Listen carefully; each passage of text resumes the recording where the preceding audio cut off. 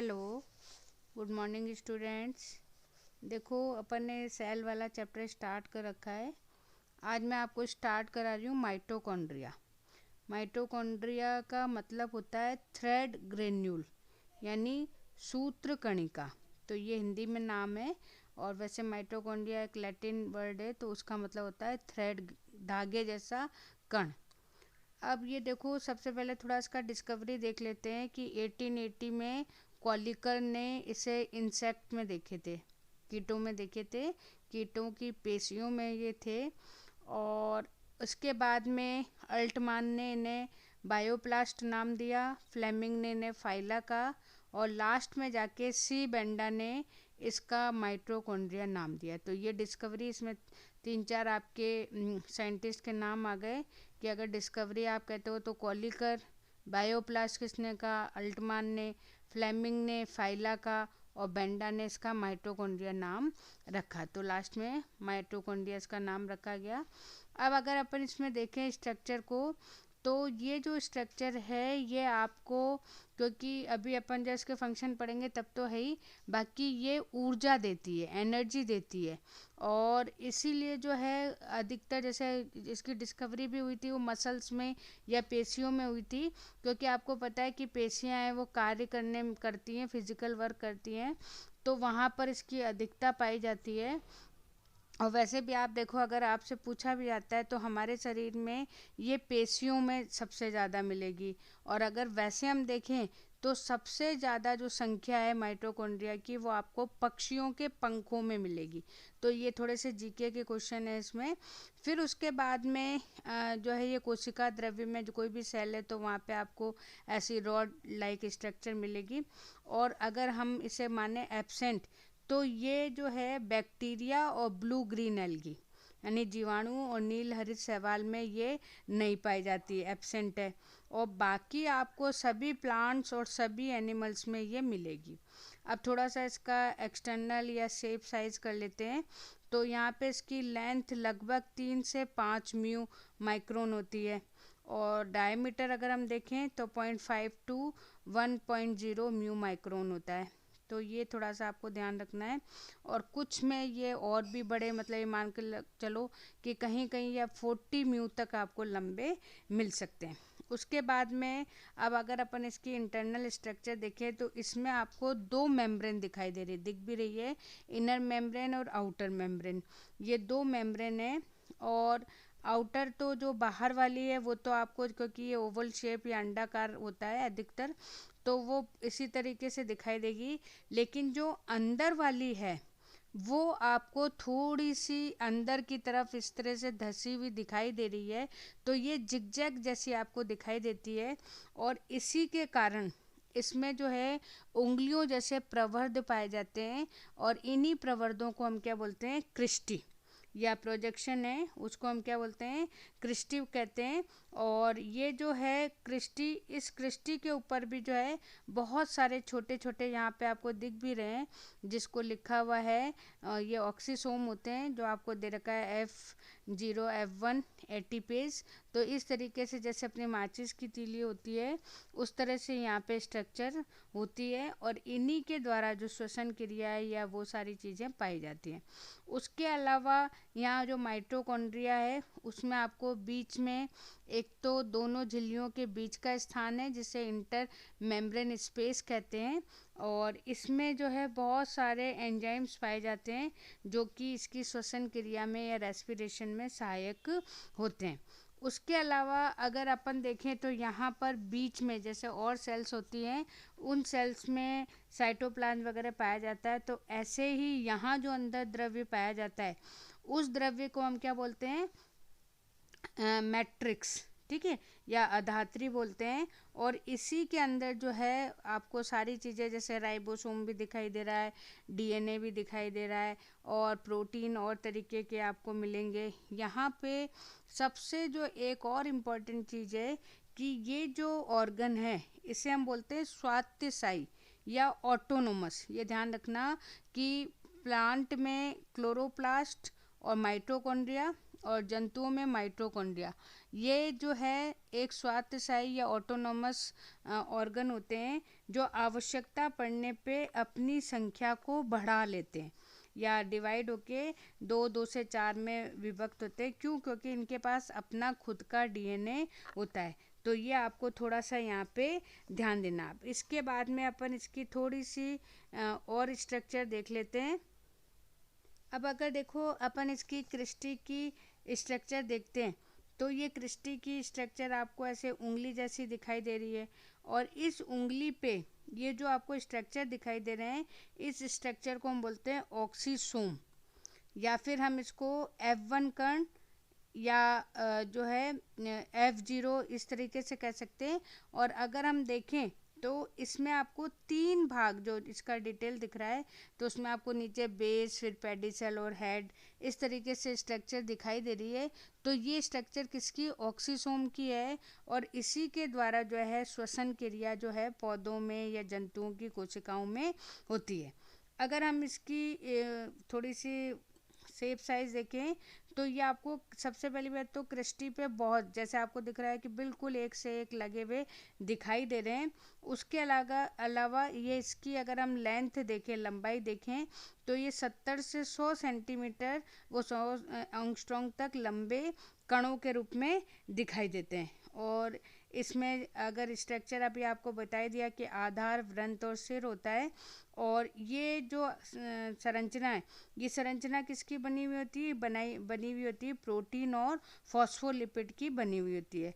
तो इस तरीके से ये जो है वो हेल्प करती है किसमें? श्वसन क्रिया में या एटीपी के निर्माण के समय ये काम में आती है।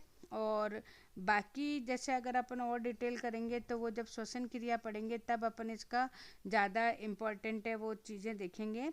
फिर उसके बाद में अगर अपन थोड़ा सा रासायनिक संगठन देखें कि इसमें क्या क्या है तो प्रोटीन लगभग 70% है, फॉस्फोलिपिड इसमें 25% है, आरएनए इसमें 5% है, डीएनए भी इसमें 1-2% होता है। तो ये यहाँ पर इम्पॉर्टेंट है। बाकी आपको मैंने बताया ही कि ये अर्ध स्वायत्तशायी या ऑटोनोमस होता है यानी आवश्यकता पड़ने पर ये अपनी संख्या को बढ़ा सकता है। इसके अलावा आप ये और देखो कि ये एक सहजीवी के रूप में भी है। सहजीवी मतलब सिम्बायोटिक का काम भी यहाँ पे करता है कि जैसे मान लीजिए कभी आवश्यकता पड़े तो ये जो है अपने एक तरीके से स्वयं फूड का या उसका भी निर्माण कर सकता है। इसलिए ये बिल्कुल जो परजीवी होते हैं उनमें एक भोजन निर्माण में भी सहायक या ऊर्जा निर्माण में भी सहायक होता है। तो ये इसलिए यहाँ पर थोड़ा सा इम्पोर्टेंट है। अब यहाँ पे थोड़े से हम इसके कार्य देख लें तो कार्य में सबसे इम्पॉर्टेंट चीज़ है कि कोई भी कोशिका है उस कोशिका में ये एटीपी के निर्माण में सहायक होता है। इसलिए ये ऊर्जा बनाता है। तो हम इसे कोशिका का पावर हाउस यानी कि ऊर्जा शक्ति भी हम इसको कहते हैं क्योंकि इसमें एटीपी का निर्माण होता है। उसके अलावा जो भी कोशिकाओं में श्वसन क्रिया होती है क्रेब्स चक्र होता है वो क्रेब्स चक्र इसमें पाया जाता है। ग्लाइकोलिसिस के बाद में जो है पायरुविक अम्ल का निर्माण होता है और फिर जो कोएंजाइम ए बनता है अभी जब श्वसन क्रिया आएगी तब आपको पता चलेगा। तो उसके बाद में जो क्रेब्स चक्र होता है वो क्रेब्स चक्र कहाँ होता है? वो होता है माइटोकॉन्ड्रिया के अंदर। उसके बाद में इसमें इलेक्ट्रॉन अभिगमन तंत्र यानी ईटीएस सिस्टम भी पाया जाता है जिससे कि इलेक्ट्रॉन एक दूसरे पर ट्रांसफ़र होके एनर्जी को रिलीज़ करते हैं। तो ये कार्य हो गए। उसके अलावा शरीर की जितनी भी फैट मेटाबॉलिज्म यानी वसा उपापचय वो भी इसके द्वारा होती है। फिर ये प्रोटियोलाइटिक एंजाइम से भी क्रिया यहाँ पे करता है। और कुछ जो माइटोकॉन्ड्रिया होते हैं वो अंडे के जो एग होता है उसके योग बनाने में या फिर जैसे जो शुक्राणु होते हैं तो उस शुक्राणु में भी होते हैं तो उसके गमन में भी सहायक होते हैं। प्रोटीन संश्लेषण में भी सहायक होते हैं। तो यहाँ पर बहुत सारी चीज़ें हैं जिससे कि ये जो है हेल्प यहाँ पर करते हैं। तो ये तो आपका हो गया कंप्लीट माइटोकॉन्ड्रिया। अब देखो अपन इसमें जो दूसरी स्ट्रक्चर कर रहे हैं वो स्ट्रक्चर किसकी है? क्लोरोप्लास्ट की। क्लोरोप्लास्ट या जिसे हम क्या बोलते हैं? हरित लवक बोलते हैं। और ये जो हरित लवक है इसकी डिस्कवरी की थी सिम्पनर ने, ठीक है। और ये हरे रंग के होते हैं, हालांकि और भी वर्णक होते हैं लेकिन वो मैं आपको लास्ट में एक छोटा सा अलग से करा दूंगी। अभी केवल आप हरित लवक या क्लोरोप्लास्ट के बारे में बात करेंगे। और इन्हीं के द्वारा जो प्लांट है वो हरे रंग के दिखाई देते हैं। और ये इसलिए इम्पोर्टेंट है क्योंकि ये क्या करते हैं कि जितने भी ग्रीन प्लांट है, जितने भी हरे पौधे हैं, तो उनमें भोजन बनाने का काम करते हैं। अब देखो, वैसे तो यहाँ पे अपने को जो उच्च वर्ग है उसमें ऐसे ही क्लोरोप्लास्ट दिखाई दे रहा है, लेकिन कुछ जैसे अपन ने जब एल्गी पढ़ी थी तो उसमें आपको दिख रहा था कि अलग अलग शेप साइज के होते हैं, तो वो अपन पीछे डिस्कस कर चुके हैं। यहाँ पर अपन जो उच्च वर्ग में क्लोरोप्लास्ट मिलता है उसी को देखेंगे। तो ये जो क्लोरोप्लास्ट है थोड़ा सा गोल अंडेकार दिखाई देता है, और इसकी लंबाई जो है कम से कम ये मान के चलिए 2 से 5 म्यू तक होती है, और चौड़ाई इसकी 3 से 4 म्यू तक होती है। और अगर संख्या हम देखें तो एक कोशिका में ये 20 से 40 तक मिलते हैं। फिर उसके बाद में अगर अपन और इसकी इंटरनल स्ट्रक्चर देखें तो इसकी स्ट्रक्चर बहुत ज़्यादा कॉम्प्लिकेट है।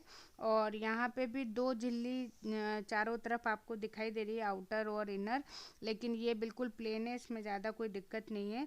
और इन की अगर हम थिकनेस देखें तो वो 50 एंगस्ट्रॉम के आसपास है। और दोनों झिल्लियों के बीच में थोड़ा सा स्थान होता है जिसे पेरीप्लास्टियल स्थान बोलते हैं, और इसकी चौड़ाई लगभग 10 से 30 एंगस्ट्रॉम होती है।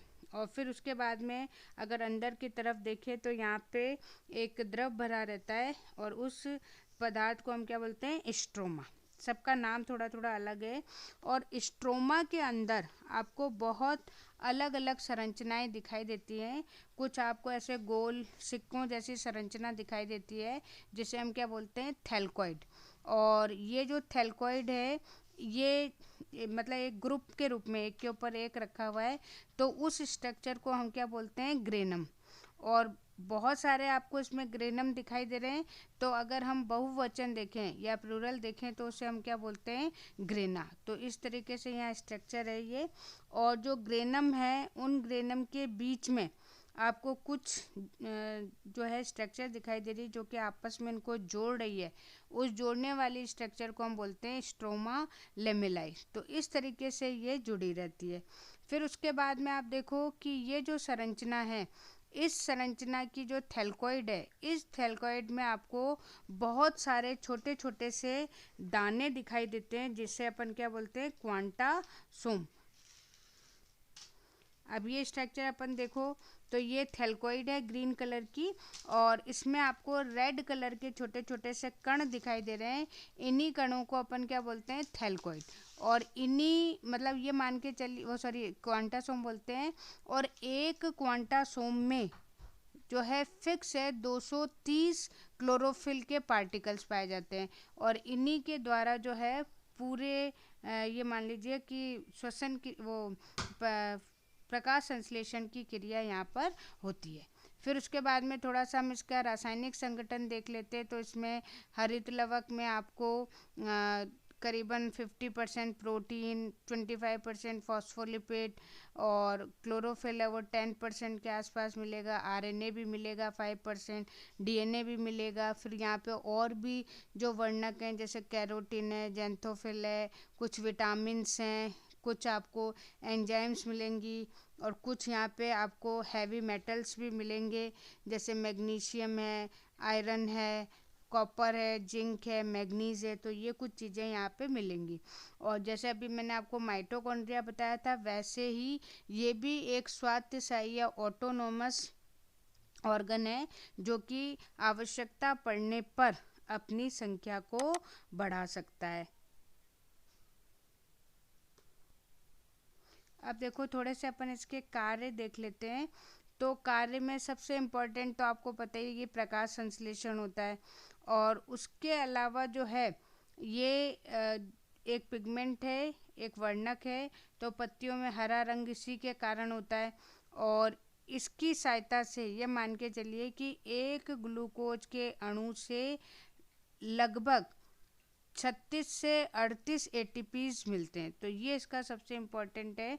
और ये इसको अपन अगर वैसे देखें तो सेल का किचन या सेल की रसोई घर इसे कहते हैं। तो ये थोड़ा सा आपको यहाँ पे ध्यान देना है। और इसी की सहायता से जो है ग्लूकोज का निर्माण किया जाता है। तो आज अपन ने 2 इसको पढ़ लिए। तो इसी तरीके से अपन 2 ऑर्गन लेके इसको डिटेल में करेंगे। ठीक है, ओके, थैंक यू।